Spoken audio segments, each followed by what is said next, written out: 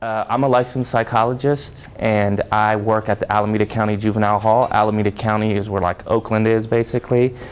So I work primarily with youth from Oakland. I also have a small private practice on the side where I get my digs working with adults. My main passion is working with young people, but I also like to work with adults as well. And I also teach a mindfulness class at a continuing education school in Oakland, kind of like a community school for kids who couldn't cut it in regular high school. There's like a lot of probation youth there, and it's a mindfulness and a social emotional learning class. But what got me into this work really was when I was young, when I was 13, I was actually incarcerated as a juvenile. And I had a really rough childhood and was in and out of jail about 7 times. And in between all the jail stays, I was in group homes and placements and different court-ordered programs. And I was struggling. Drugs, rage, violence, all of that stuff. And I was really, really on a bad path. You know, one of my friends that I grew up with is in prison for the rest of his life. Got a lot of friends who have been killed, you know.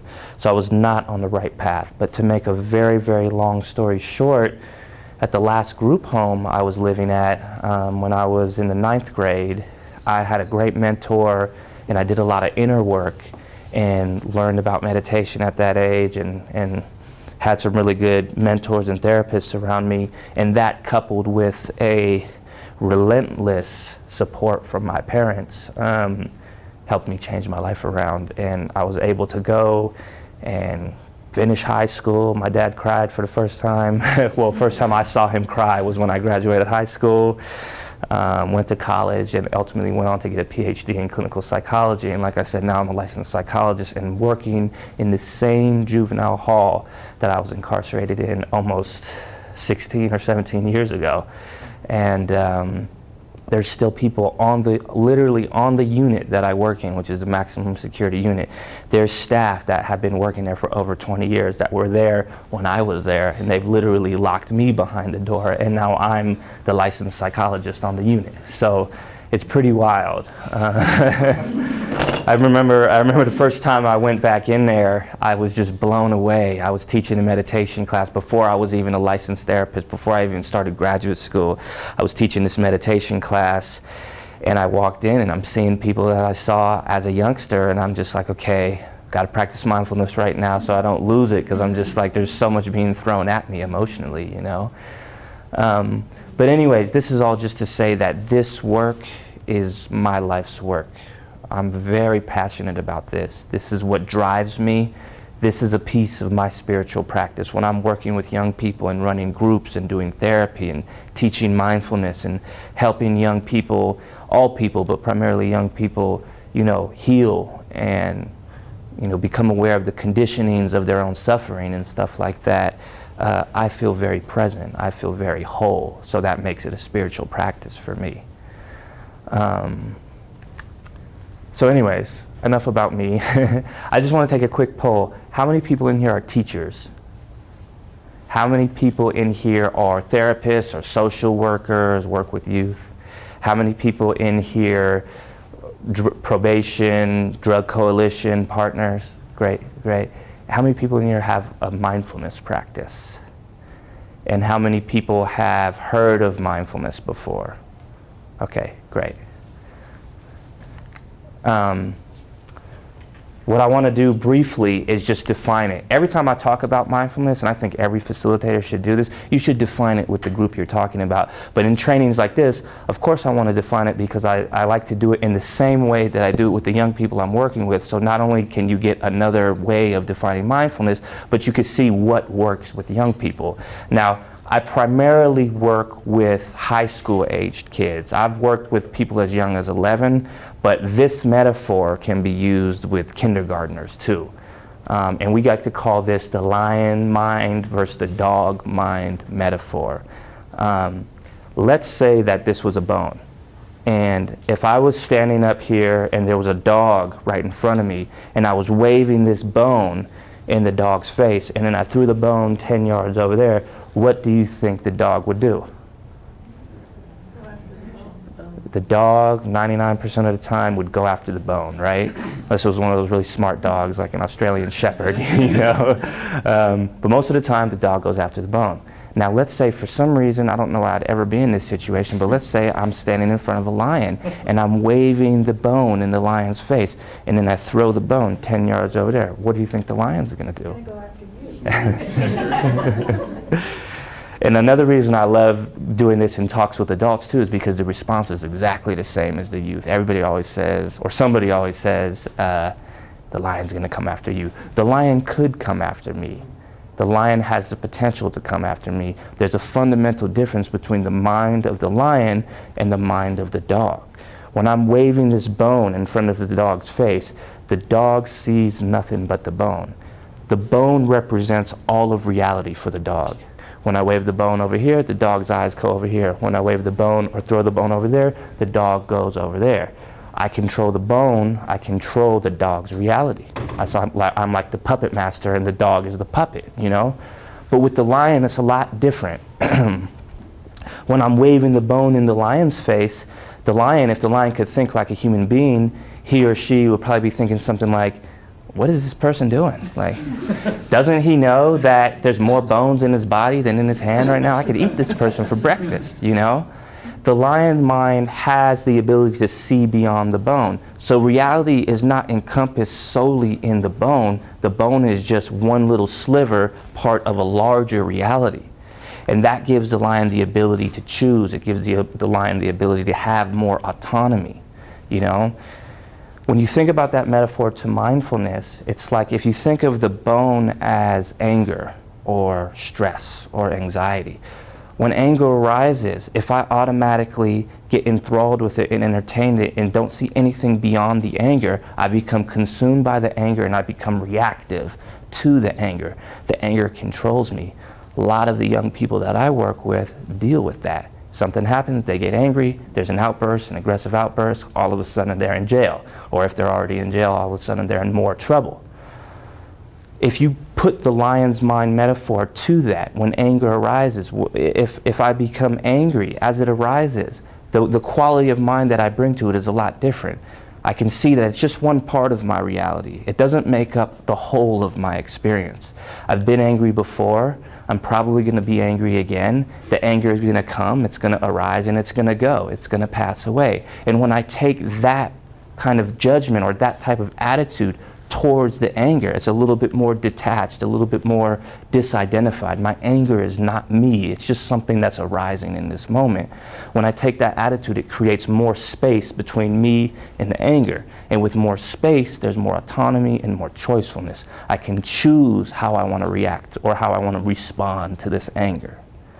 Does that make sense to everyone?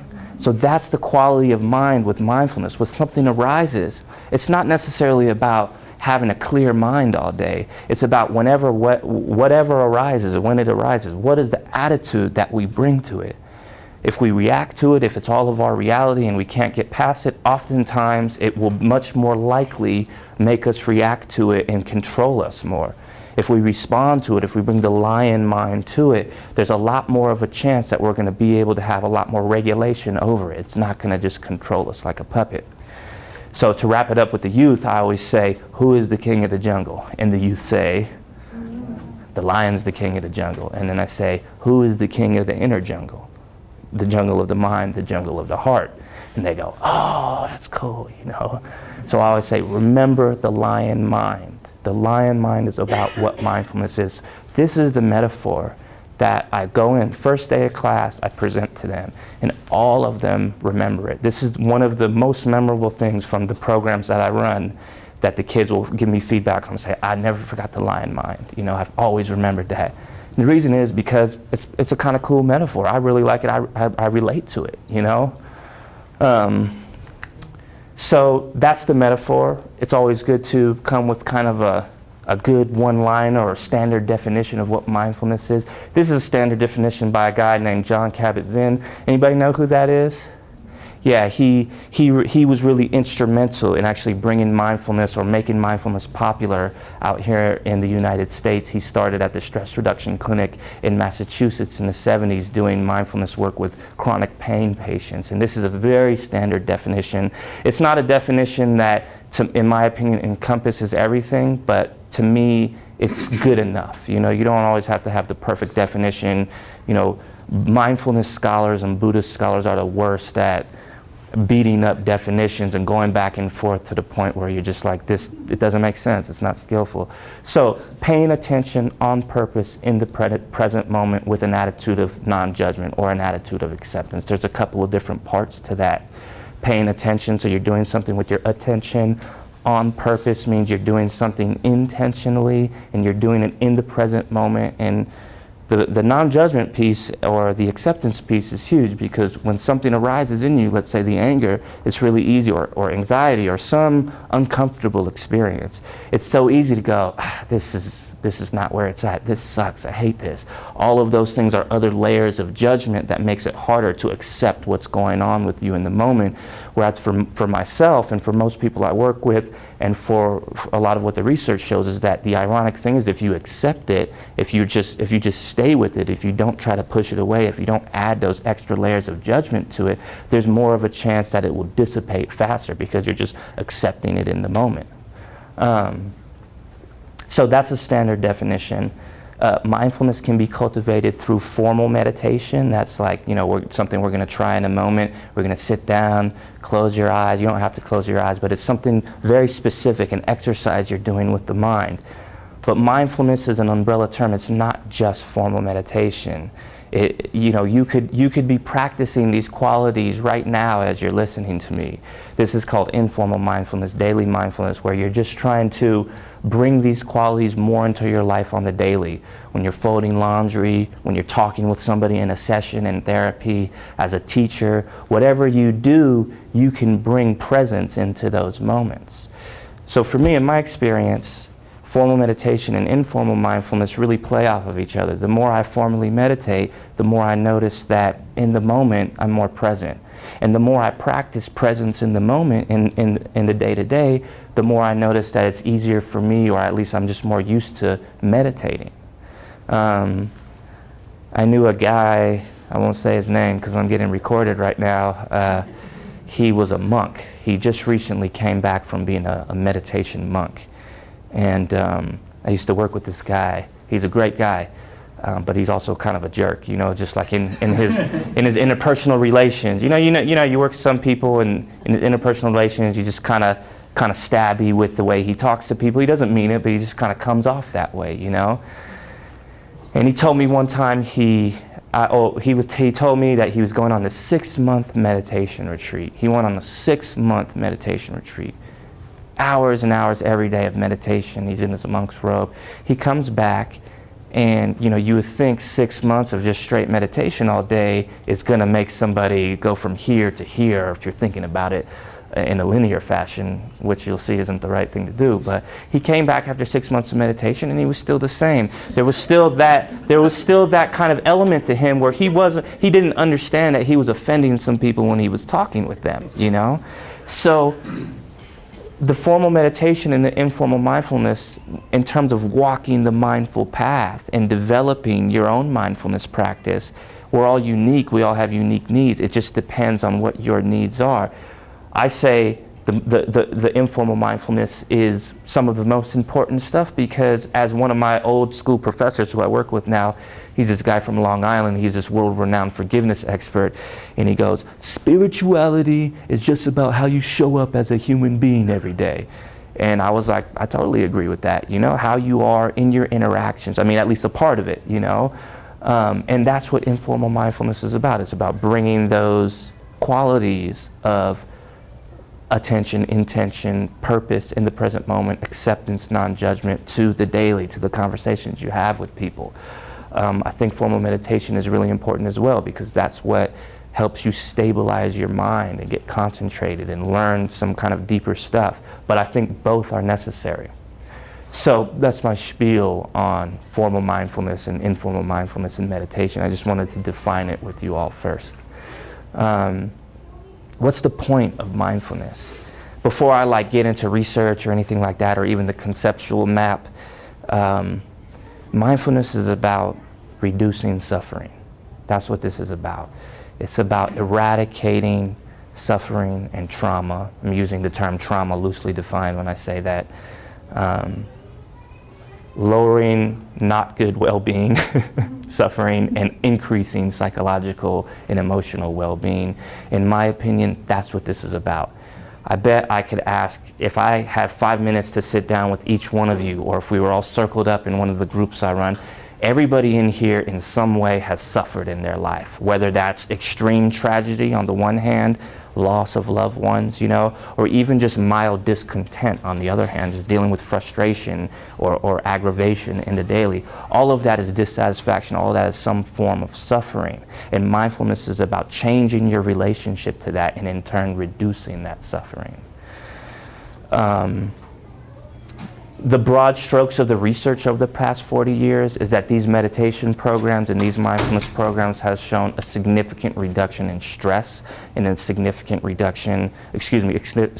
increase in psychological well-being across many populations. So that's very broad. There's been a lot of other research done that talks about very specific constructs, not just like stress and well-being and stuff like that. And I'm going to talk a little bit more about that in terms of the youth that I work with in a little bit, but just know that the field has been around since about the 70s in terms of research. The practice has been around for thousands of years, but the field of research kind of hopped on the bandwagon in the 70s, and there's about 40 years or so worth of pretty good research supporting the efficacy of this from the kind of scientific perspective. At this point, I want to stop and just practice a little bit, because we've been talking about mindfulness, we've been talking about meditation. I would love, if it's okay for all of you, to lead you through just a couple of minute practice that I lead with the young people. Is that cool with everyone? Okay, great.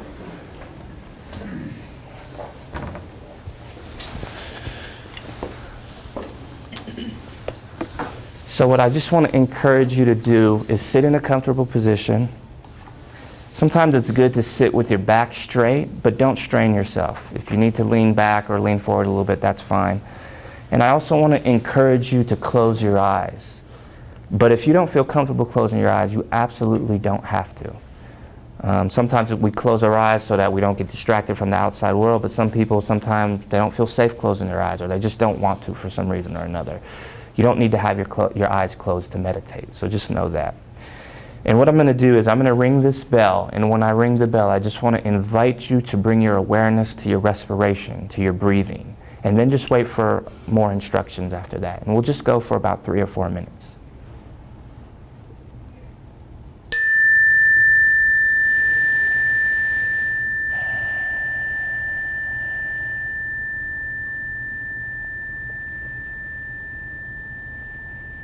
Breathing in and breathing out. I want to invite you to just notice where it's most easiest to sense the breath. Where it's most easiest to sense the breath. Maybe that's in the nostrils, feeling the actual touch of the air as you breathe in and breathe out. Or maybe that's in the belly or chest, feeling the actual expansion and contraction. Wherever it's most easiest, just let your awareness rest right there. Breathing in and breathing out.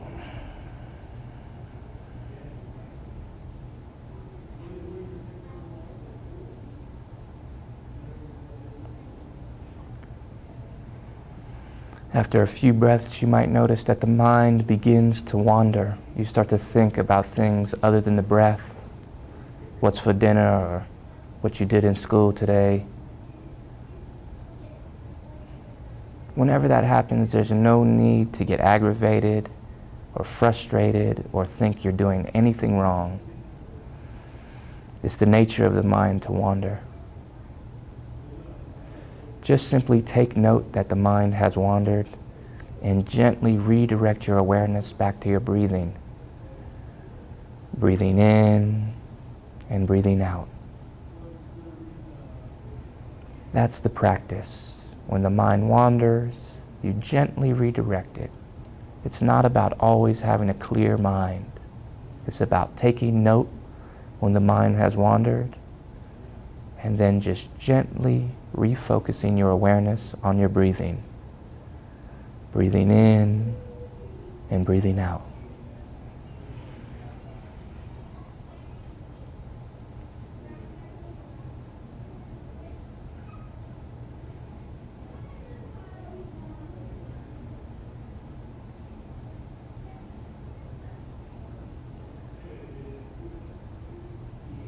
Think of the breath like an anchor.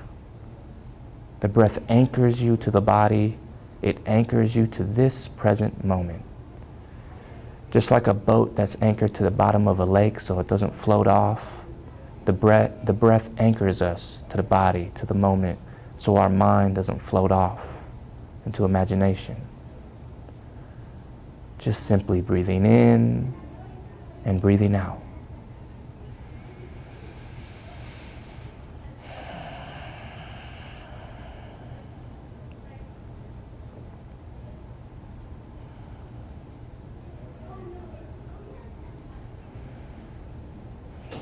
Breathing in and breathing out. You might notice that you're breathing deep, or you might notice that you're breathing shallow, or anywhere in between. It's not about manipulating the breath. If you're breathing deep, just take note that you're breathing deep. If you're breathing shallow, just take note that you're breathing shallow. Simply breathing in and breathing out.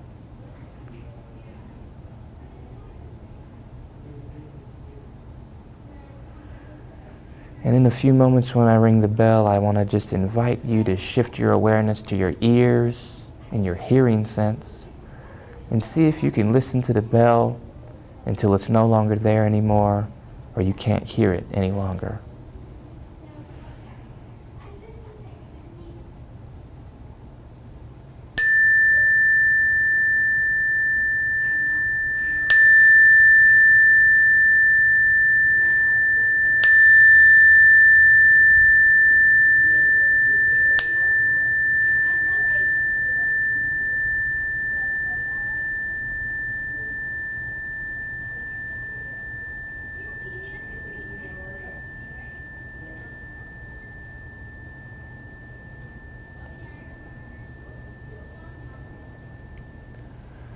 And then when you feel comfortable, you can slowly open your eyes, expanding your awareness from the formal meditation back to the rest of the room.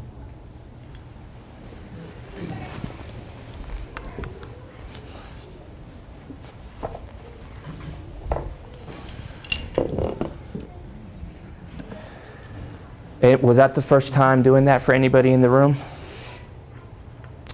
Everybody's done that before, great. Can I just get a couple of volunteers to just share what was your experience like doing that? Anyone? Casey, thank you. As is typical with me, it was going crazy, but it was helpful to bring it back to the breath. For sure. Thanks for sharing that. Anybody else with a different experience or similar? Anybody feel, oh yeah, go ahead.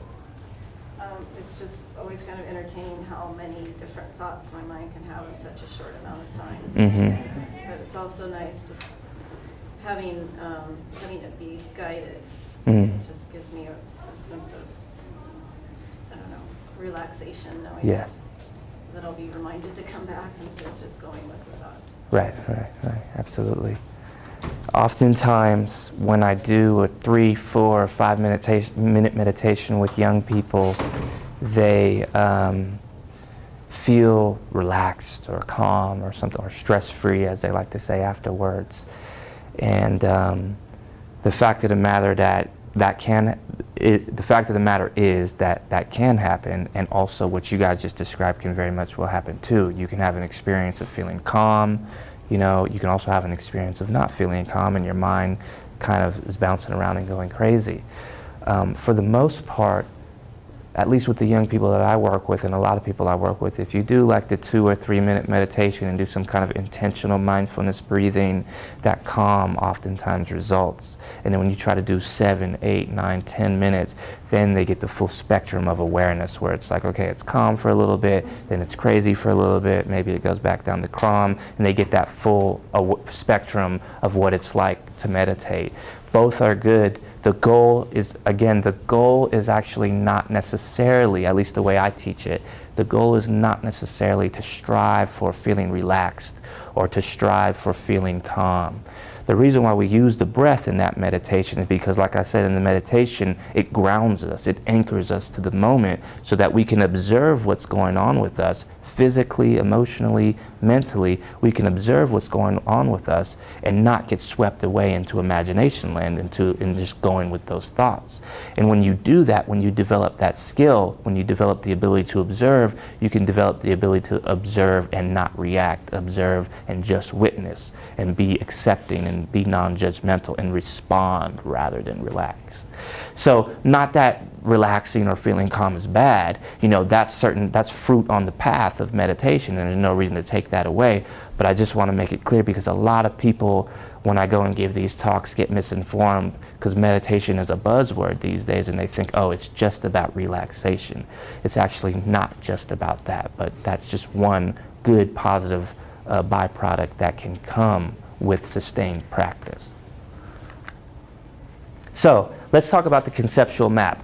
Why is this good for young people? Why is this good for anybody? But this talk is on young people who are in the juvenile justice system, dealing with drugs, probation schools, those types of things, quote unquote at-risk youth. Why is it good for them? And it's basically because of what I just said. The conceptual map is oftentimes when something happens, when you get mad, there's some stimulus outside of you for the most part. Sometimes it can be internal, but there's some stimulus outside of you. Your partner says something that makes you angry, and then all of a sudden you're angry and you have a response. It's anger, and then oftentimes there's behaviors that go along with that response.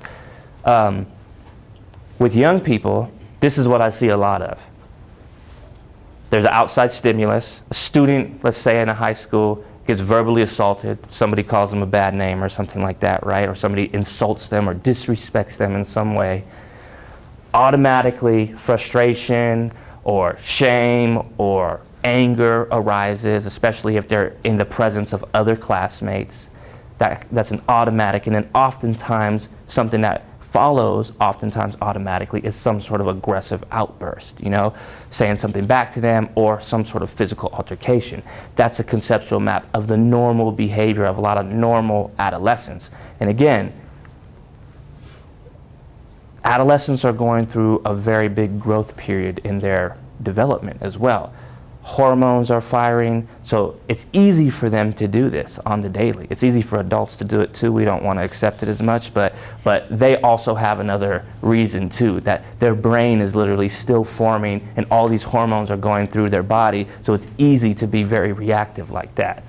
Another example is, with a lot of the young people I work with, a strong emotion arises, maybe from trauma or something like that.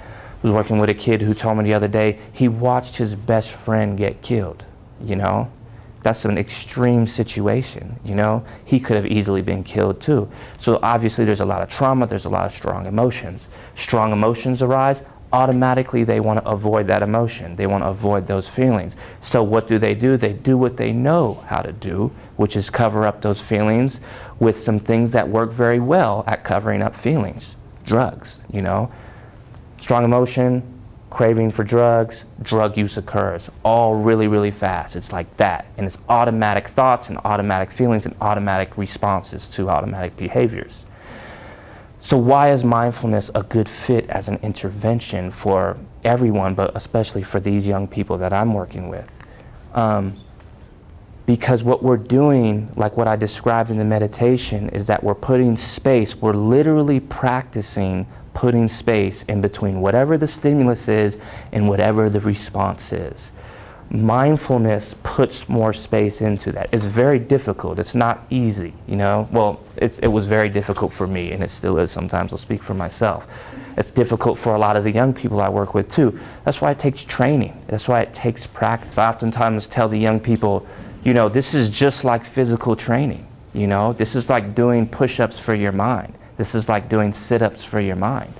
And it's hard, and if you want to get good at it, you got to practice it. That's some of the benefits of meditation, you know?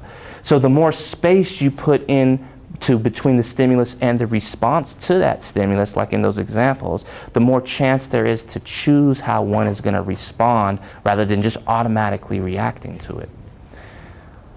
A lot of the kids I work with, I do this exercise definitely in the juvenile hall that we got from a guy named Jacques Verdun who works in the prison systems in California. He's a great teacher. He's a seasoned meditation teacher, and we adapted this and brought it into the juvenile hall, and I had a circle of kids around me, maximum security kids, and I said, I want you to go around the circle and tell me how much time you thought about the crime you did before you did it, you know? Group of 8 kids, you know, maybe one person says, I thought about it for an hour, or I thought about it for a day. Everyone else is no time, 2 seconds, less than a minute, you know?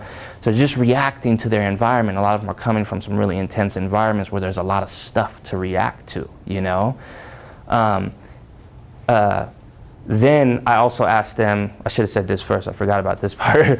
I asked them first, how much time have you done up in here and how much time could your sentence be? And I go around and, you know, it turns out to be everybody has done already somewhere in the range of 5 to 10 years, all cumulative around them, all added up, and they could all do, if they were facing their max times, somewhere like 50 to 60 years. And then I asked them the second question, and I go, okay, 50 to 60 years on this hand, you know, maybe an hour on this hand, which weighs more?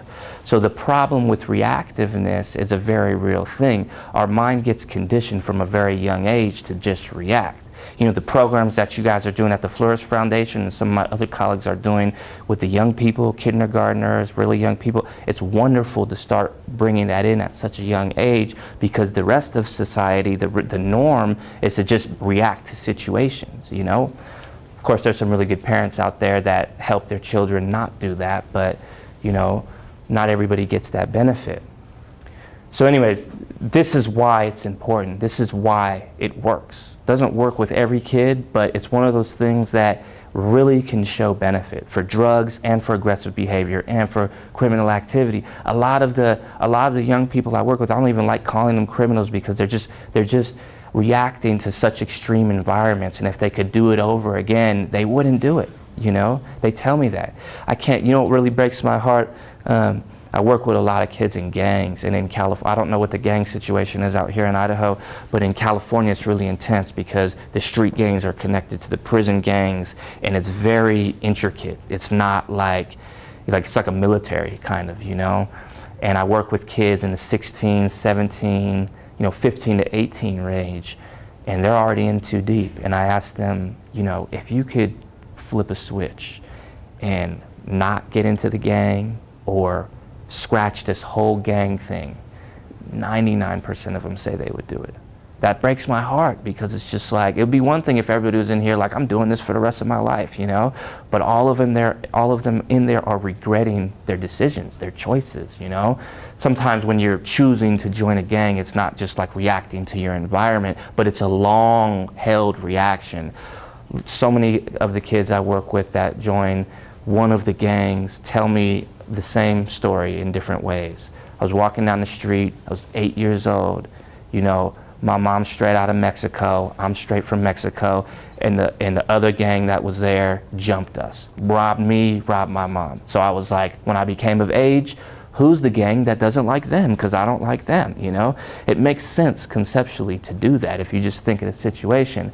And in that situation, it's not like a reaction like that, like, oh, I'm joining the gang, but it's a long-held reaction, like, oh, they don't know how to deal with those strong emotions. And not a lot of people do. I mean, that's a very hard experience to go through. I've never been through that, but from what I see in the faces of the young people that I work with, I can only imagine, you know?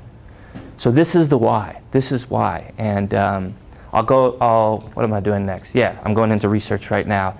I'll go into why, some of the ways it's been working with the young people that I've been working with.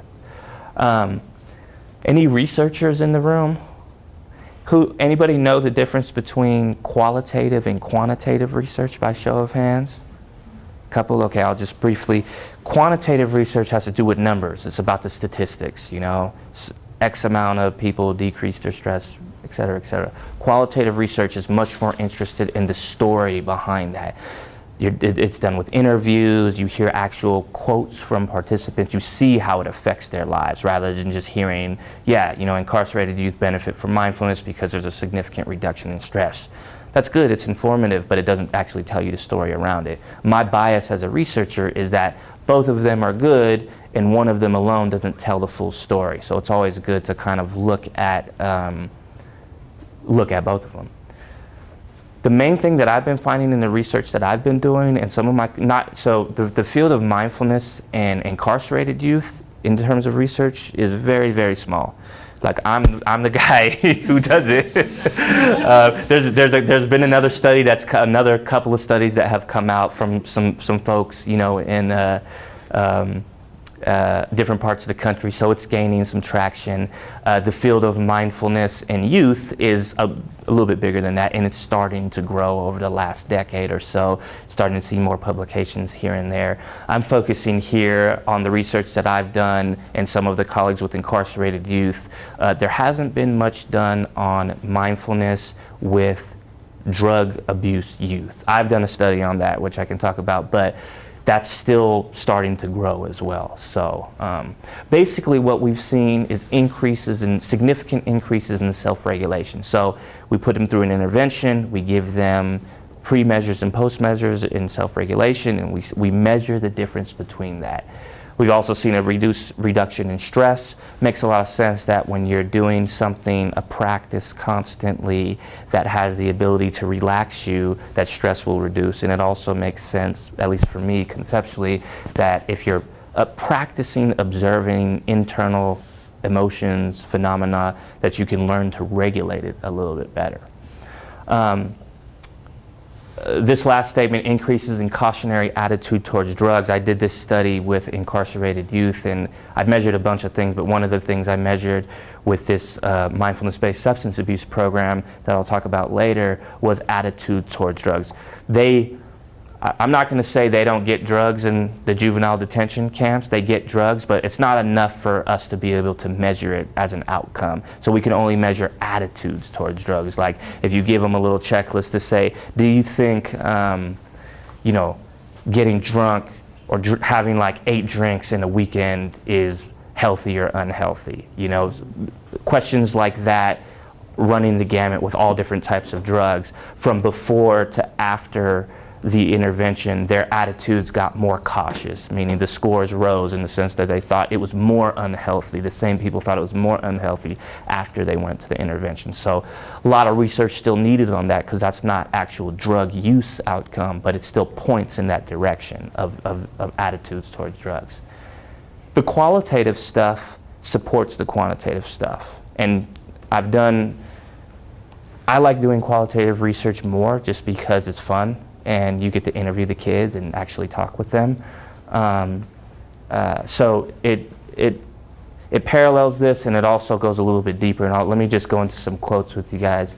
So I'm not going to read all of these because of time, but here's one that was under a theme. One of the themes I found was an increase in self-regulation, paralleling the self-regulation findings of the quantitative research. And I didn't go in and say, hey, you know, the scores on self-regulation increased significantly. Tell me about your self-regulation. I didn't say that. I went in with a very open-ended question, and I just wanted to see what they were going to say. I said, what was your experience with this program? What was your experience with the actual meditation component? What was your experience with the other component, the circling up and group therapy, basically? And is there anything else you want to add to this interview? That was basically the interview protocol I used. So I wasn't going in and saying, self-regulation, tell me about that. I wasn't priming them like this. And these are some of the things they were saying.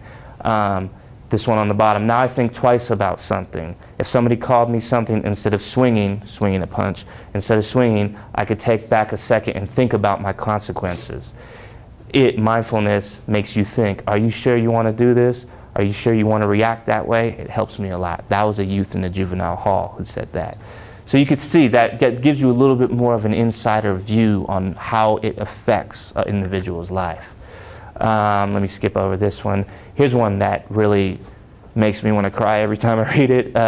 It's very simple. I met this kid was in my program, and this was just after 10 weeks of meditations. He says, so I feel like I'm even free sometimes. I ain't got shit to worry about. I'm just meditating. My mind's just blank and hollow. Nothing really coming in, just like the present moment shit we're always talking about. It's like that. And there's a lot of people that have been meditating for years who don't have those types of experiences, you know? When he was telling me this, and I'm like recording it and taking notes and stuff, like, you know when somebody tells you something and you can just tell, like there's a visceral thing in the room, like this person is really, like this is authentic, this is real. That's what the experience was like. I was like, wow, 16-year-old kid, 10 weeks of meditation, not even every day, you know, 10 weeks of meditation, and he's having this type of experience while incarcerated, while physically incarcerated. This is one that came out of a recent study I did. He said, I'm not gonna lie, I was supposed to not come back to camp. He was in a juvenile detention camp, and where I'm from, the difference between a juvenile hall and a juvenile detention camp is the hall is like you're in cells, like you're locked up in a room. The camp is like more of a prolonged placement where you're still technically incarcerated, but it's more like dorm living.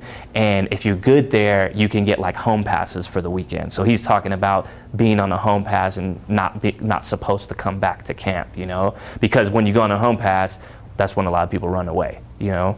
So he says, I'm not gonna lie, I was supposed to not come back to camp.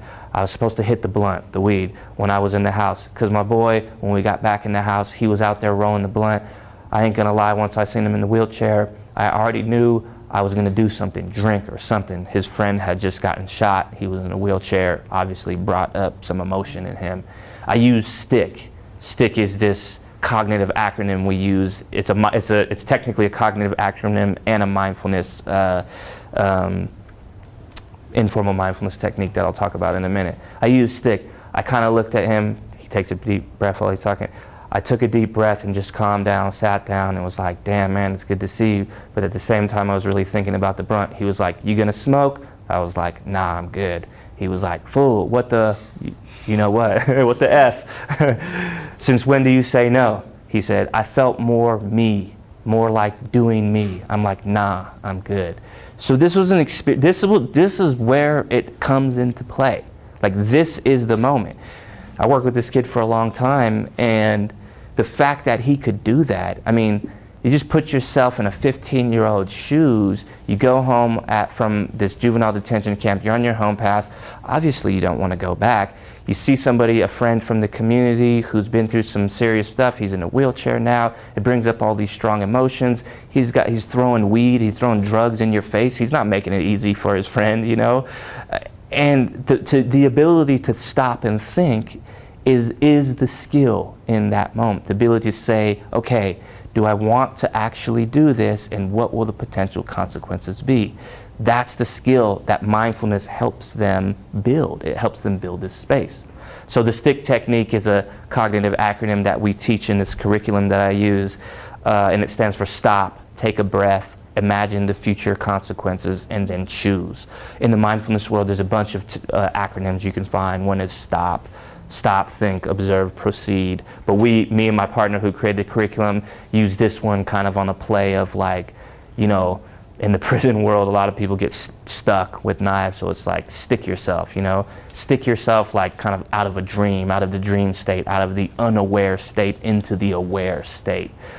So that's what we came up with. And so many kids will say, they always speak, I would say about 80% of the kids that go through our program speak very favorably about the actual meditation we do, but pretty much all of them are like, man, I didn't think that was gonna work. It sounded stupid to me. And then one day I tried it and it worked. And it's like, that's how they get hooked into it. So it's Sam, will you tell me what the I and the C were again? Yeah, stop, take a breath.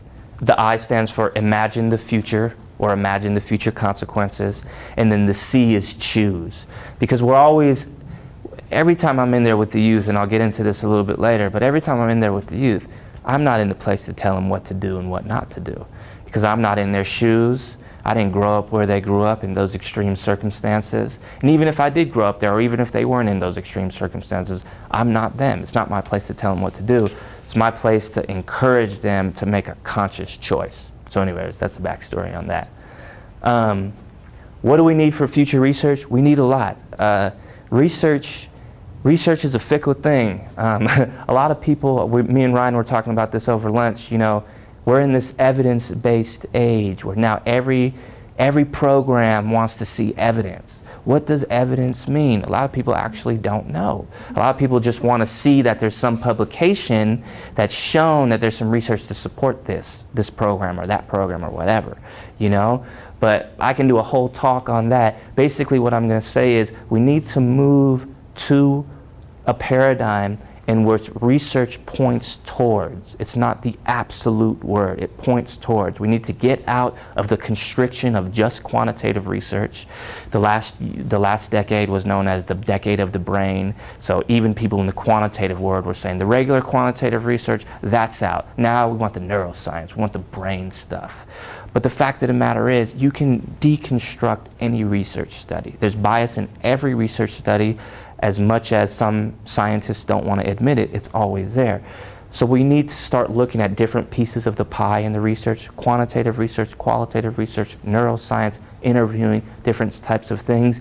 And we also need more partnerships with our local probation departments. You know, when I was doing my dissertation, one of the limitations of one of the studies up there was I had no control group. When you don't have a control group in a quantitative study, it's like, how do you know that this thing that you said changed was a result of your intervention rather, you know, than something else? Because you didn't have a control group who didn't go through it. And so in my dissertation study, when I went to the probation department in the juvenile hall and said, can I have a control group? What do you think they said? They were like, wait a minute, that doesn't make sense. Like you're gonna say it's random to say who goes in the control group and who goes in the treatment group when we know who needs it. Those are the kids right there. Those are the kids with the aggressive outbursts. They need it, you know? And you're gonna say it has to be a study. By the time the first treatment thing is over, the kids who were in the control group who could potentially go through a program after that, they're gonna already be gone. So it just didn't make sense to them logistically, and I totally get that, you know? That's just one paradigm of research, quantitative research. That's why I'm saying you need to do other types of research as well. But as a field, we need to do a whole bunch more of research on drugs and youth and all that stuff with mindfulness. But we need to also broaden our horizons on what counts as evidence, because there's a lot of stuff out there. So anyways, that's where we need to go. I'd like to do one more meditation before I get into some other fun stuff, if that's okay, just to give kind of like a variety of experience. This one will also just be about, 5 minutes or so.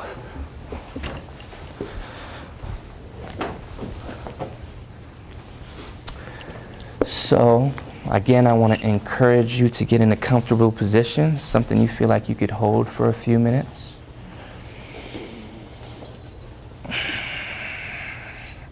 And I want to, again, invite you to close your eyes if you feel comfortable doing that. And you might put your feet flat on the ground, but again, it doesn't need to be anything too extreme. Just make sure you're relatively comfortable. And when I ring the bell, what I want you to do is start like we did last time and just bring your awareness to your respiration, to your breathing, and then wait for further instructions.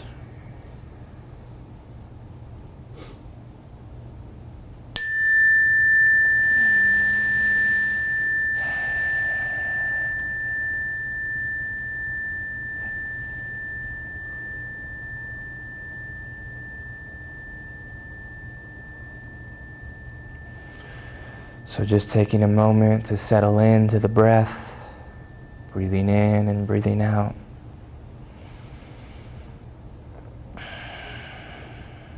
Just noticing your body in the chair right now, the floor under your feet.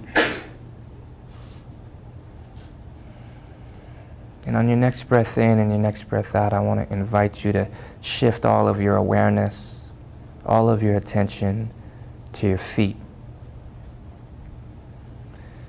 Just notice any sensation in your feet. Could be tingliness, tenseness, pleasant sensation, unpleasant sensation, or even just the floor under your feet. Just notice.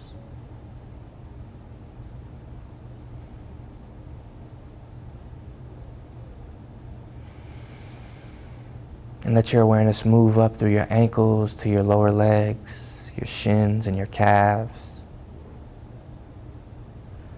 Just noticing any sensations, large sensations, small sensations. Doesn't matter what the sensation is. Just notice, just observe.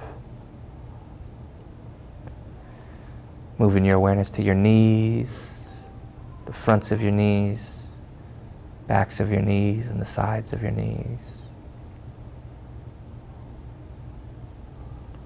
Your upper legs, quadriceps, hamstrings, and thighs. Just noticing any sensation.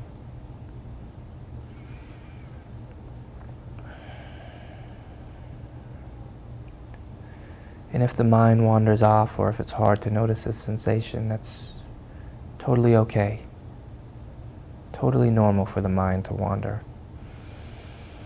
Just whenever that happens, redirect your awareness to the area of the body that we're focusing on, in this case, the legs. Letting your awareness move up into your belly, noticing the sensations associated with the expansion and contraction, the stretchiness as you breathe in, the touch of your shirt, anything. And up into your chest.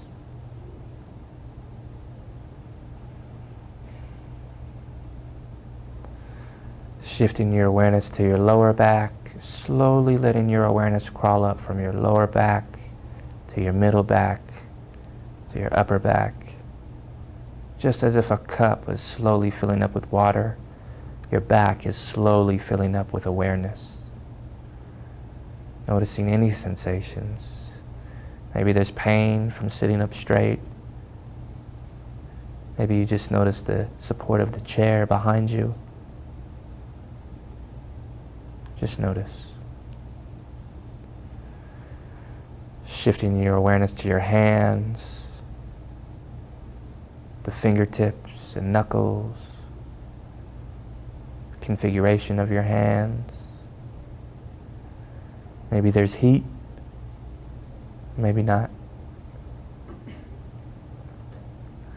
Letting your awareness move through your wrists and your forearms, elbows and upper arms, the biceps, the triceps, the shoulders. Just noticing any sensation.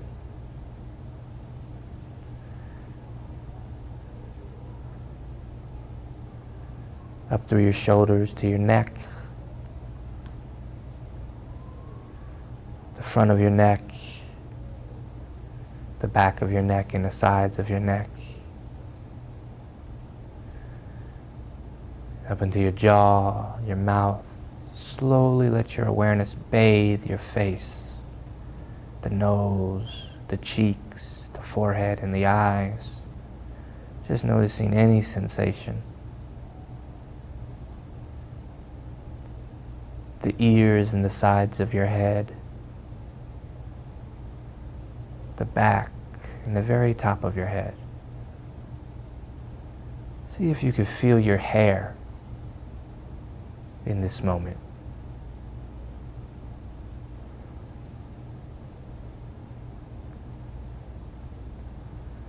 Let your awareness expand throughout your whole body, from the top of your head to the tips of your toes, from the tips of your toes to the top of your head. And just notice, just witness the aliveness of the sensations in your body in this moment.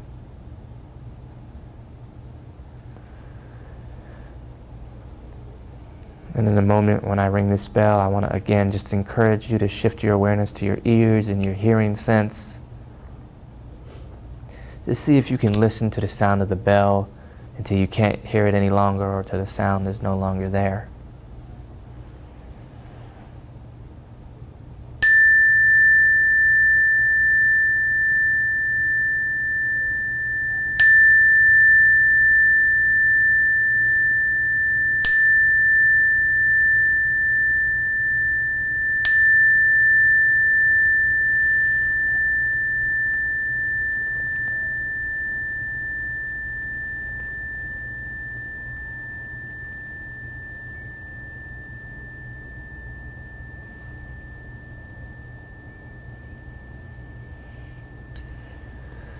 And then when you feel comfortable, if your eyes were closed, you can open them and slowly bring your awareness from the inner world to encompass the rest of the room.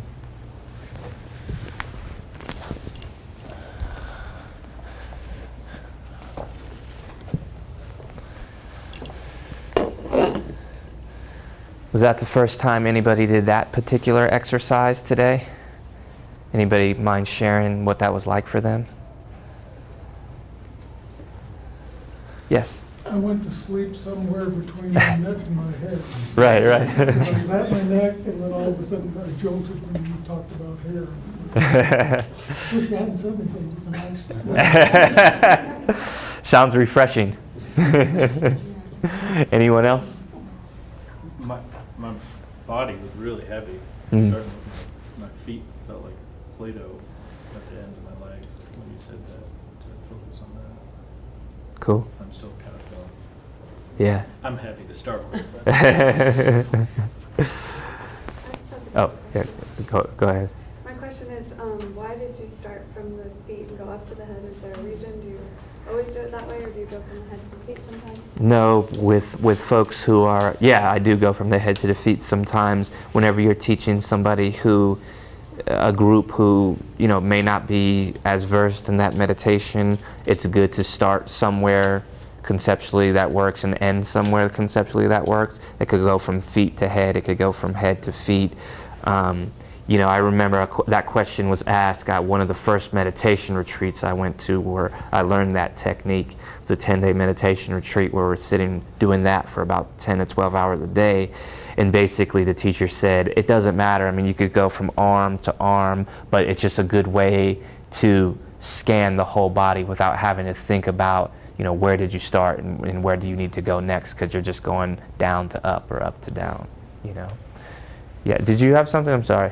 I was just going to say that it was the first time I noticed it. I've been gritting my teeth all Mm, day. mm-hmm. So, all the soreness in my jaw that I hadn't paid any attention to until. Yeah, this practice has helped me profoundly with when I drive. I notice that I scrunch my brow a lot like that. I think it's because of the sun or something like that.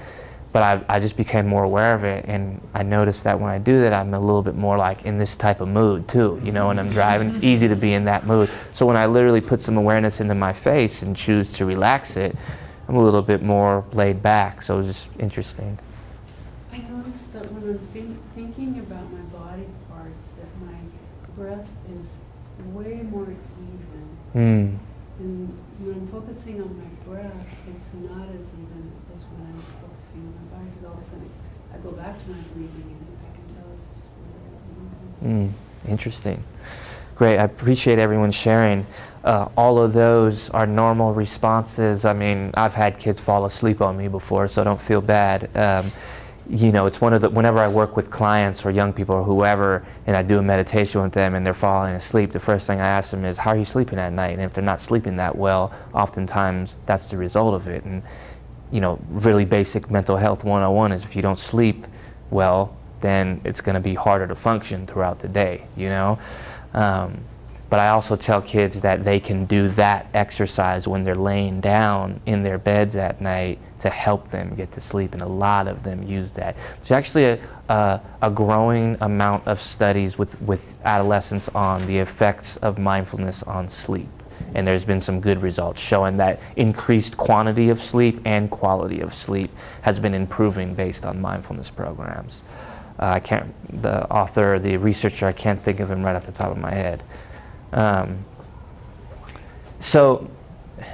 And the little time that I have left, and I want to save a little bit of time for questions, and I know we need to be out by 6, I want to talk about, to me, what the most important aspect of this work is for working with young people, especially probation youth or youth that are high risk or at risk. If it was the case that when I walked into a room of juvenile hall youth and I was just like, hey, I'm the meditation teacher, let's meditate. And they were like, oh yeah, let's do this, of course, meditation for sure, If that was the case, then I wouldn't need to give this next portion of the talk.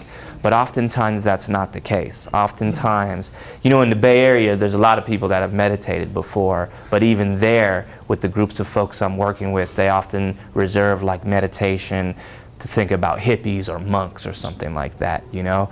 So relational mindfulness is all about how you bring those qualities of mindfulness, a couple of qualities I'm going to talk about that fall under the mindfulness umbrella, into the interpersonal, into the relationship. You're trying to get the young people to buy into this meditation thing. If they don't buy into the meditation thing, it doesn't matter. They're not going to do it, you know? And in turn, and to get them to buy into the meditation thing, it's all about you. It's all about who the facilitator is. That's the thing that a lot of researchers don't want to hear, because researchers want to take the individual out of it and say, no, it's the intervention that makes everything work. But the fact of the matter is that just doesn't work. It's all about your approach. How do you approach this with youth? How do you relate to them? How do you talk with them interpersonally? That's what relational mindfulness is. How do you bring those qualities of acceptance in the moment when you're in a heated conversation where it's easy to get resistant or reactive? You know, how do you respond to a young person in the classroom when usually every other teacher would just yell at that person in front of the whole class? That is all relational mindfulness. I'm just going to talk about a couple of different levels of relational mindfulness for the sake of time. I'm not going to go over this too much. This levels of mindfulness thing is, mindfulness can be integrated or incorporated in many different ways, right? I can teach somebody a meditation. That's explicitly teaching them a mindfulness intervention. I could use a mindfulness-based approach philosophically, like I'm always thinking about what is my client's relationship to suffering and meaning making in relationship to change. That's like more on a philosophical level.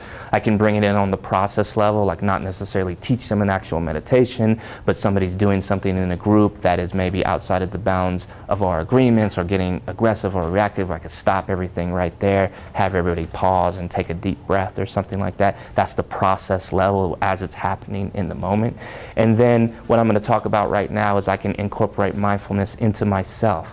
I am the tool. The therapist or the teacher or the facilitator or the mentor is the tool. We're the tools that we use when we go in and we do this type of mentoring work. We don't have a tool set like mechanics. Our tool set's just us on the inside.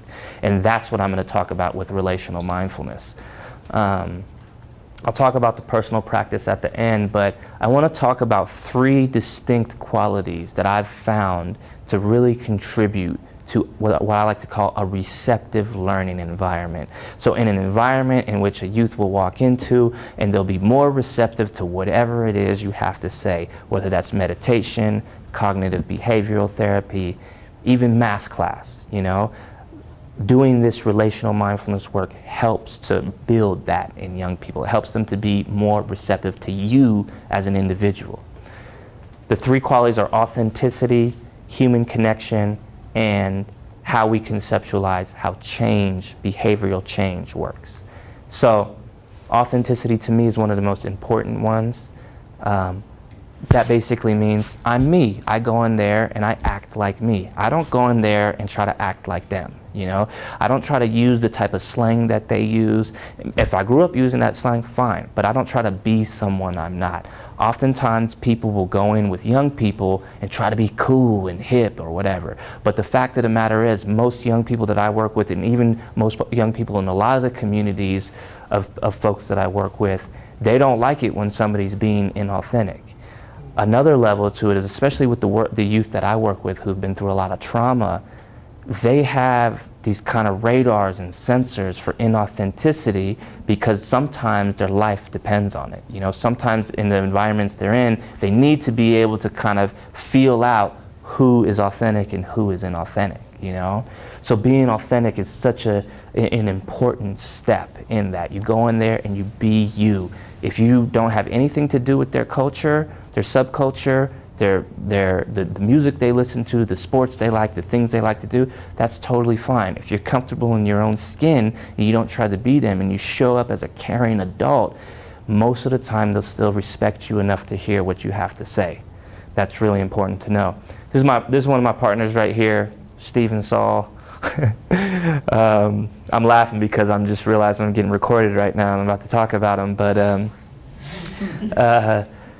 he co-developed this mindfulness-based substance abuse curriculum that we're publishing in a few months.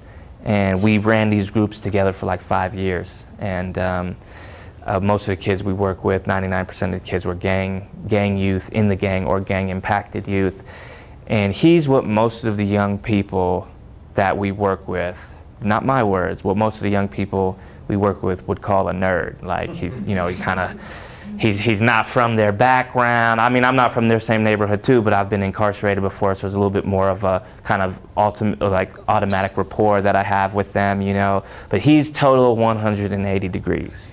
He doesn't. He grew up with a you know, relatively sheltered life, son of a preacher, you know, and he does some of the most inspiring and authentic work I've ever seen with these young people. And it's because he's 100% comfortable with who he is. He doesn't try to go in and be somebody that he's not. He doesn't try to be like me. I'm me. I'm not, he's not me, and I don't try to be like him, you know? So he goes in and he does his thing, and I've seen some of the most authentic relationships built with him and the youth. You know, so you don't have to, you know, there's some camps of thought out there that, oh, if you're working with incarcerated individuals, the best thing is that if you were there. I'm not saying it's bad if you were there before. I'm not saying it doesn't hurt me that I was incarcerated before, and now that I'm working with incarcerated youth. But you can never fully know another human being's experience. Even if I grew up in the same household, same neighborhood, it could be different. So I never want to project that on to people, you know? So you don't, it's like we're more like mirrors, you know, than preachers. We're like, here's the mirror of self-awareness. How can I facilitate that? The way for me to do that is to be authentically me. The way for him to do that is to be authentically him. And there's a deeper communication that's happening as well. When I go in, when me and Stephen go into the room and we facilitate a group and we emit those vibrations that it's okay for us to be authentic, what does that say to the youth? What's that? They can be them. It's okay for me to be me. It's okay for you to be you. And I want to get to know whoever that is. I want to get to know that you. That's the meta-communication that's happening when you practice authenticity. I say practice because a lot of times authenticity gets thrown around as like kind of like a stable trait, but it's a practice. If you think about what authenticity is, it's about being real, being honest, being genuine with who you are, with your experience in the moment, you know, observing. It's a type of self-awareness. It's a type of mindfulness practice. So it can be honed, you know. Sometimes when I'm in tough situations, it's always a practice because sometimes when I'm in tough situations with the young people that I work with, I have to practice being authentic. I have to put actual effort into it, you know, based on, you know, what's going on in the room, what am I going to say back to them, and so forth. So authenticity, that's number one. This next bullet point, intention for human connection. I could probably get a better phrase for this, but the next thing is, you know, a concrete, explicit intention to connect on a human being level, rather than going in there first with the solution focus in mind. Like I could go, I could easily go in and say, hey folks, you know, my name is Sam, and I got this silver bullet. It's gonna heal everything you do. It's called meditation, you know? So tell me all your problems, we're gonna solve all of them right now, you know? Oftentimes it doesn't even work like that, even if, you know, meditation is a very powerful thing, and it doesn't even work like that. When you do that, when you go in on that level, the risk you're running is that you're gonna miss the client, that you're gonna miss the young people you're working with. You're going past them as human beings right to the problem. And it's a form of pathologizing, because if your first interaction with the youth is, what's wrong with you, you know, that's what they hear. This person just thinks things are wrong with me. So my intention is an explicit connection.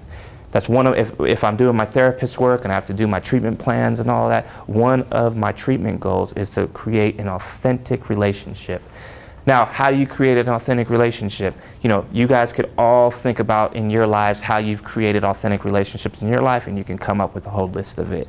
But since I'm the one up here talking, I should probably say something about it, you know? And these are just a couple. I'm just gonna go over these. This is a long list, but for time, you know, one of the things that helps me with building relationships is being curious about the young people that I work with. I ask them questions about themselves. I'm not prying into their life. If I get the sense they don't want to talk about it, fine, I don't talk about it. But a lot of young people don't get heard and listened to in this society, you know? So I've found that being curious about the details of people's lives, of the young people's lives, they often tell me like, wow, it's cool to talk to you because I can just talk. You know, and they can just talk, and they're not getting judged by me, and I'm just curious about their experience. And you know, when somebody's curious about you, when somebody's curious about me, it makes me feel kind of good. Like, oh, Sam, you know, Ryan said, tell me about how you know, you came to the path of meditation in your life. And I'm thinking, wow, this person's interested in me. That feels kind of good, you know? It's the same thing with young people. This other one is called skillful self-disclosure. This is a really big one for working with young people. You know, when I'm in a room with a bunch of therapists, the therapists start to cringe when they hear self-disclosure because, and a lot of schools of thought, not all of them, but a lot of them, it's like, don't talk about yourself because the client will in some way take this information and then manipulate it and then use it against you in some way. But the fact of the matter is, when you're working with young people, they need to know on some level that you're also a human being, that you're that you're not just like a robot. And the way for them to do that is for sometimes, when appropriate, of course, and when skillful, you disclose things about yourself, you know? So, skillful self-disclosure, I got a couple examples, you know. Oftentimes, I remember talking to a youth, and he said, we're in a session, and he said, Sam, where did you go to college? And I said, I went to UC Santa Cruz. And he said, was it fun? And I said, yeah, it was pretty fun. Was there girls there? I was like, yeah, there's, you know, it's usually about half, you know, half guys, half girls, somewhere in there. And then he went back into his own story, which was education versus the street life. He was feeling ambivalent about those, you know. Had I said what a lot of therapists get trained to say, and sometimes teachers too, had he said, Sam, where did you go to college? And had I said, let's examine why you want to know that about me. That comes from a school of camp called psychoanalysis, which is, it's not bad inherently, but it just oftentimes gets misused. Instead of being authentic with the youth when somebody asks you that, oftentimes beginning therapists or sometimes even advanced therapists will get uncomfortable. Oh shit, he's asking me a question about myself. What do I do? Oh, my teacher told me to put it back on them. Let's examine why you want to know this about me, you know? Can you imagine yourself as like a 16-year-old and somebody said that to you? Like, what, you know, I would be thinking, what? I just asked him a question, you know? It's not a big deal. I'm just asking him where he goes to college, you know? That's called like the bob and weave technique, and that the thing that says metacommunicatively to the kid or to the young person is like, I'm not comfortable telling you that. And I'm also not comfortable telling you that I'm not comfortable telling you that, you know? And it leaves them, it creates this barrier in between you, you know? Now some of you might be thinking, well, come on, that was an easy example. That's just college, you know? That's not, do you like the weather? You know, it's like, it's not that big of a deal. I had a kid once who, we were talking, and he said, we were talking about his girlfriend, a very, very high-ranking gang member. He was 16, telling 24-year-olds on the streets what to do. And he was talking about his girlfriend, and he said, Sam, you know, do you have a girlfriend? And I said, yes, I have a girlfriend. I'm married now, but at the time she was my girlfriend. And he said, did you sleep with her last night? And I'm thinking, oh shit, you know, red flags are going off. What do I do? What do I say? You know? So I said to him, you know what, man? Like, I just don't feel comfortable saying that to you, you know? You know what I mean? What do you think he said back to me? That's cool, yeah. He did not say that's cool. If he would have said that's cool, he probably wouldn't have made it to this talk, you know? He said, well, wait a minute. Wait just a minute. You want me to come up in here and talk about my life, but now you don't want to come talk about your life? What's up with that?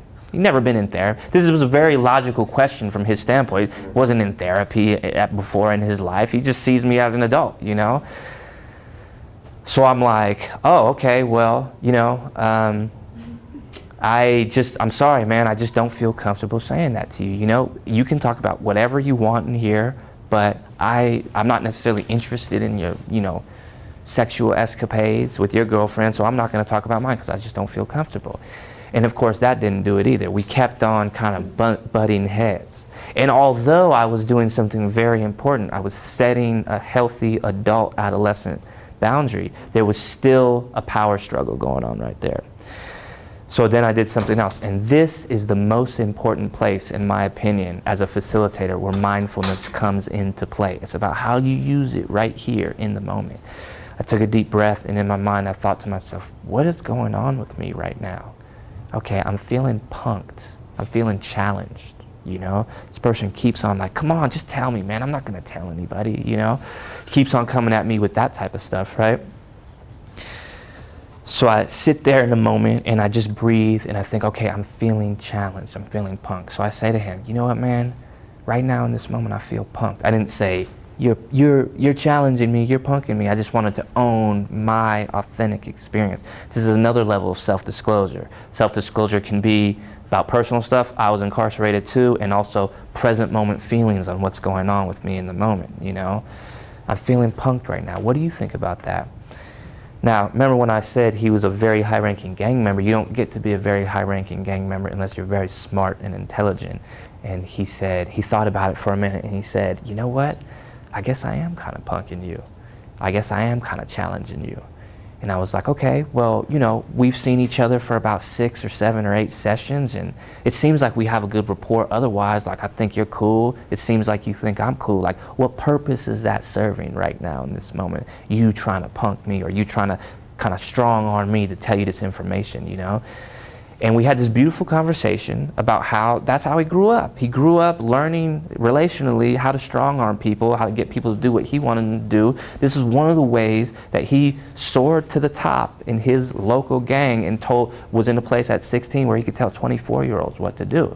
He's a very strong leader, authoritarian-based leader, but nonetheless. So my ability to go through that process with him, for him to kind of unpack that onion of self-awareness to like, okay, why am I doing what I'm doing right now? You know, that's very deep work in a sense, you know.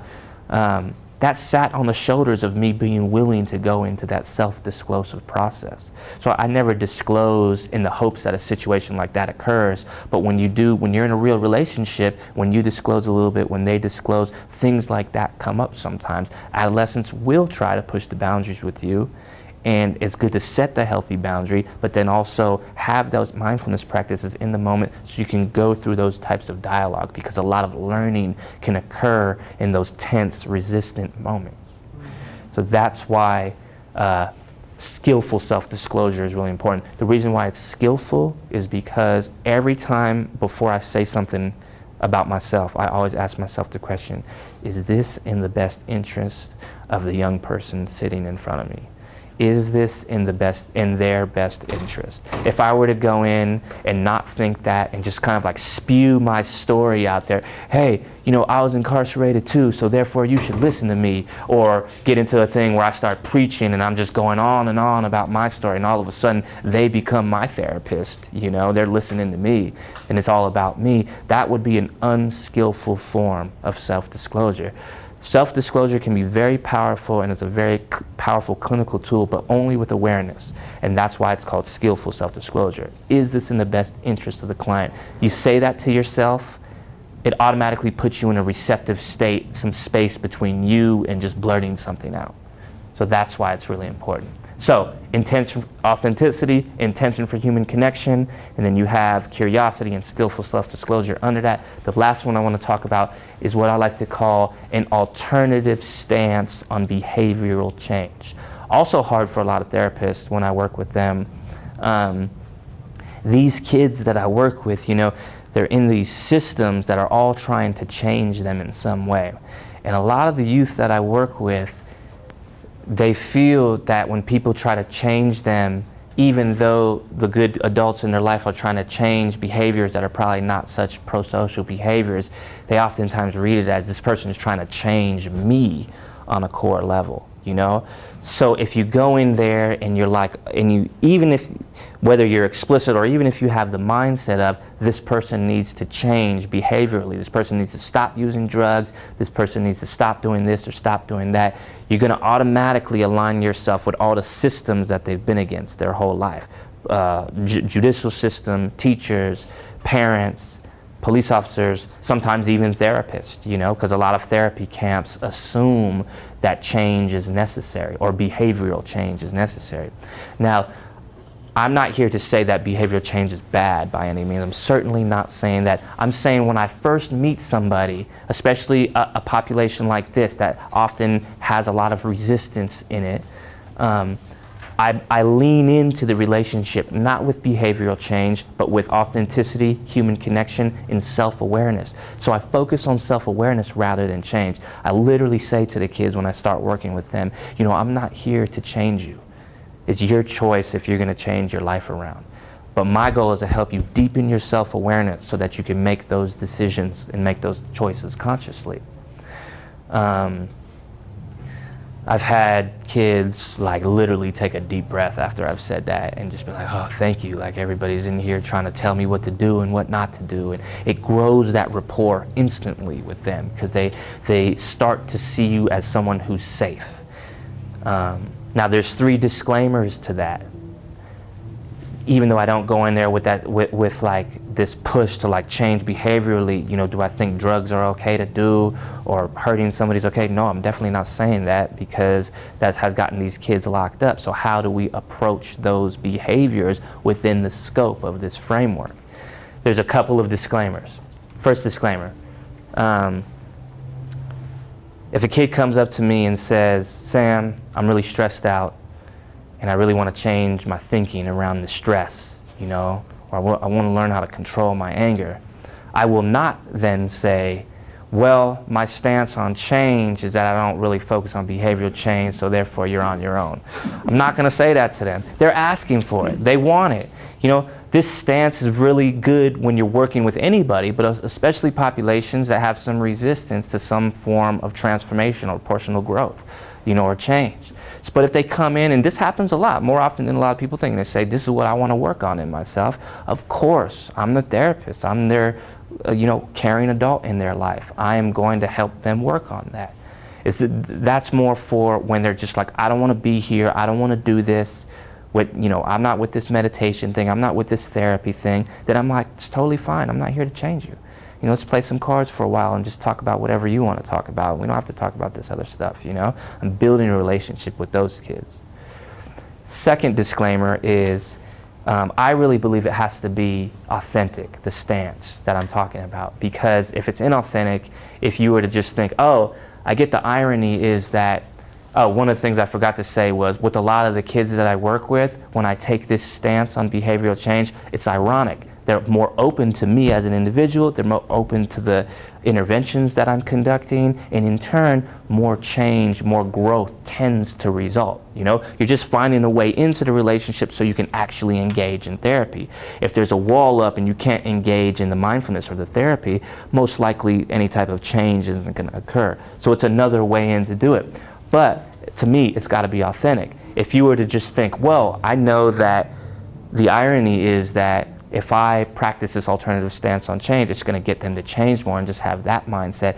To me, in my paradigm, I believe that that would get them thinking, they would pick up on that in some way, because there's unconscious way that we as facilitators can show up in their lives that make them think, oh, this person's being too pushy on this or too pushy on that. So I really believe it has to be authentic. The last one was what I was talking about earlier. You know, what about the high-risk behaviors? Just because you take this alternative stance on behavioral change does not mean that you cannot confront high-risk behaviors. It's just that the way in which you confront them is a lot different. It's through the medium of the relationship rather than the medium of like pointing the finger. Like, what is wrong with you? Don't you know that if you're out on the streets selling drugs and getting in gunfights that you could die or kill someone and you know, go to prison for the rest of your life? Of course they know that. They're not like stupid. They're human beings, you know? But they're making these choices based on their circumstances, you know what I'm saying? So how do you do that? The example that I like to use is I met this one kid who, he was from a really tough neighborhood in San Francisco, really violent neighborhood in San Francisco. And this is not an exaggeration. He walked into the first therapy session and he opens the door, and as he's walking to the seat in front of him, he's like, I don't need therapy. I'm a thug. I'll never stop carrying my guns. I'll never stop doing drugs. This is like as he's sitting down. I'm like, it's nice to meet you too, you know? And so we talk, and I say, well, you know, man, it sounds like you know, I don't know if you've been in therapy before, but obviously never with me, so here's how I do therapy now. Basically went on to give him my kind of 3-point lecture in just a couple of minutes to tell him about my style. And I said, you know, whatever, man, I'm not trying to change you. If he's from San Francisco. I was like, you're a 49ers fan? Let's talk about football for a while. We'll talk about what you want to talk about. And the only intervention I used with him, because he was so resistant to any change talk, he was so resistant to any of that stuff, there's only one intervention I did with him, besides just a general rapport building. And that was, and he was also in this juvenile detention camp, and he got to go home on the weekends because he was doing good at the camp. But when he went home on the weekends, he was engaging in extremely high-risk behavior and was good at it, so he just wasn't getting caught, you know. And then he was coming back, and he would come back from the weekend, and in our session, he would tell me all about it, you know. The only intervention I used with him is I would pause when he would say something, and I would say, I mean, when I say high-risk behavior, I mean like really high risk. Like he got in a couple of shootouts a couple of times, like big stuff. So I would pause when he would bring this stuff up, and I would say, you know what, man? You know, I've only been knowing you for about 6 or 7 weeks, but I already think you're a good dude. I like you. It's like, I can't imagine how I would feel if I came next week and I heard you were dead. You know, like I would feel hurt. I would feel sad. And so after that, we would process it. What was that like for your therapist to say that to you? You know, oh, nobody's ever said that to me besides something like that to me besides my mom. Or it feels kind of weird, but it was okay if he said it feels kind of weird because he just didn't have the language for it yet, you know? So that's the intervention I'm using. I'm using the relationship and my authentic concern for this person as a human being rather than pointing the finger. What are you doing out there? You know you're gonna get killed? Of course he knows he could get killed. That's not gonna do anything for him. He might say, oh yeah, you're right or whatever, but that's not gonna touch him the way the other thing is gonna touch him.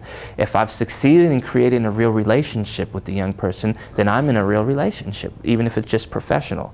You know, I'm in a real relationship and I care about this person. Not that I think about him every day or when he messes up, it's not my fault, you know, but I do care about him as a human being.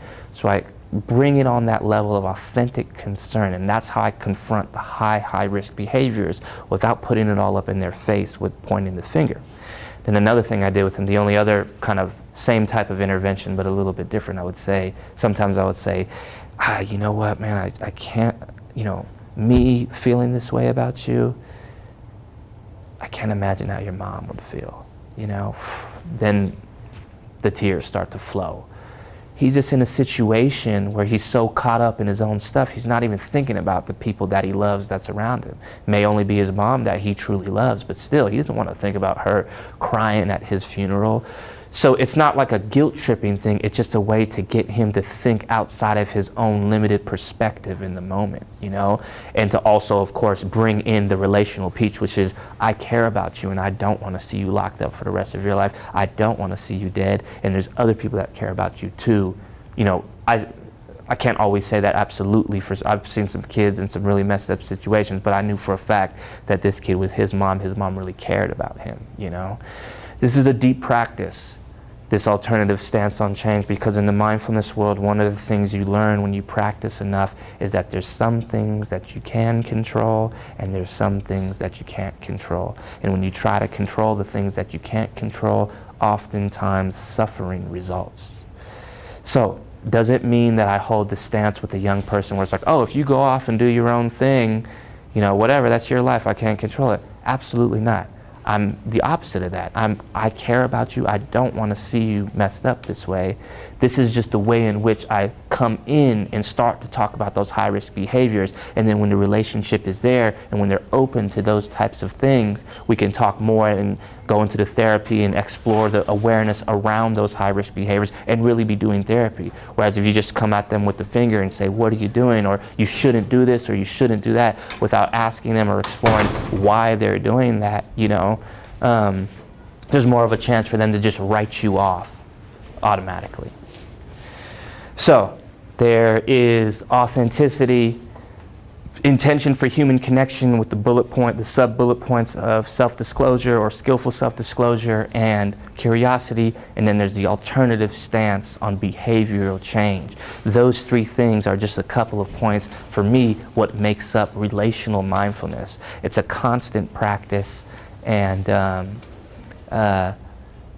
it's something that facilitators can put effort into and get good at, and in turn help the young people that they're working with be more receptive to them, build more authentic relationships with them, and in turn more quality work will occur. Meditation, talking about personal things, all of those things will occur. So that's relational mindfulness. I just want to give a quick plug and save a couple of minutes for questions.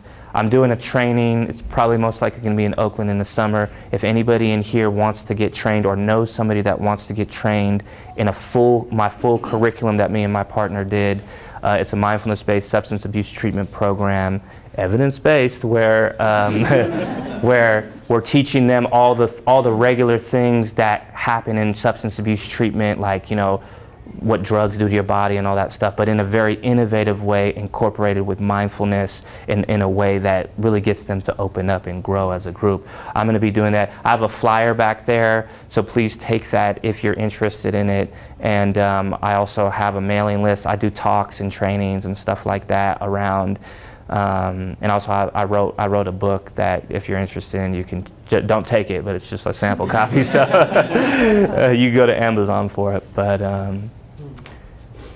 any questions in these last couple of minutes about anything? Yes? I have a question. When you get into your group Mm-hmm. and you get somebody really resistant, like the guy walking into your, Yeah. okay, which it happens. So what are some of the tools you use to engage them? Yeah, it's a great question. The first thing, I'm going over this at this training that I'm doing this weekend, but the first thing is your paradigm on resistance, It's important to not just try to eradicate resistance, because resistance is something that could be worked with, and there's something there's a learning that can occur on behalf of the young person that can be so beneficial that it would be better than just trying to get rid of it. So me holding that paradigm changes how I view that young person walking in like that, right? If I'm like, oh shit, this person's messing up my group, yeah, like that, all of a sudden I'm undercutting my ability to potentially make that a mindful learning moment. So that's one thing. That's the paradigm level. It's still on the internal. The other is what actually arises inside me in this moment. This person Johnny's coming in again doing the same thing. I'm frustrated. So I need to be aware of that frustration and be able to work with that inside of myself and not react to it and say something to the young person that I might regret or that might just not be skillful in those moments. So a lot of internal work to start, and then the last thing, the icing on the cake, is the actual external intervention you do with that person. Now that could be an authentic communication. That can be like, hey man, like, what's going on? Like, let's talk, me and you. What's going on with you? Let's talk about this. Sometimes it works, sometimes it doesn't work, That could be an empowerment technique. Whenever I have a young person that comes in and they're loud in some way, they're, their energy is big, whether it's with humor, whether it's with noise, aggression, I'm always thinking, and they're disrupting the group. The first thing I think of is, this person's got some power. You know, they're disrupting the group, and there's some type of inherent leadership quality in this person because he came into the group and he did what he did, and now everybody's looking at him, whether they're laughing with him or whatever, you know.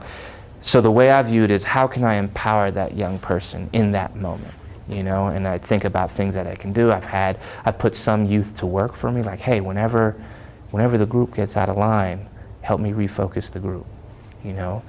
Doesn't work all the time. A lot of the times it works. They start to own it, and they're like, okay, and now you're not trying to get rid of that energy, because that's leadership. That's leadership quality energy that we want to just hone in the right direction. So that's another thing that can happen. So, But yeah. in that moment, when they're disrupting the group and you're trying to start a group, you know, what would be a technique that you would use? Oh yeah, I would say in that moment. I could do that. I would say, hey, you know, I wouldn't say hey like that. I'd be like, hey, you know, why don't you come over here, sit with me? Let's help me lead the meditation. You know, something like that. And that puts them. I'm talking about, like, you could talk to them like after class and be like, hey, you want to be like my TA or something like that. But I was talking about, like, in the moment. I would go up to them. I'd probably sit near them. If they were being disruptive in some way, I would engage them first. I would connect with them, you know, give them the handshake, hug real quick, let them know that I'm there with them, and then I would ask them and invite them to say, hey, why don't you help me with this, or can you help me with that, right there in the moment, you know?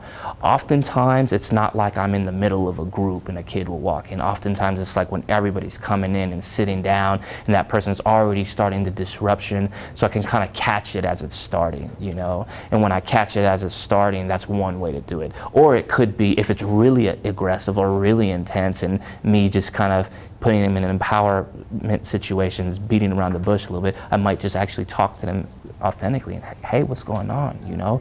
Like, I thought we agreed to not doing this in this group, but, like, let's talk about what's happening, you know? So of course it depends, that's the answer, but those are a couple of things you can do in the moment. Yeah. Yeah.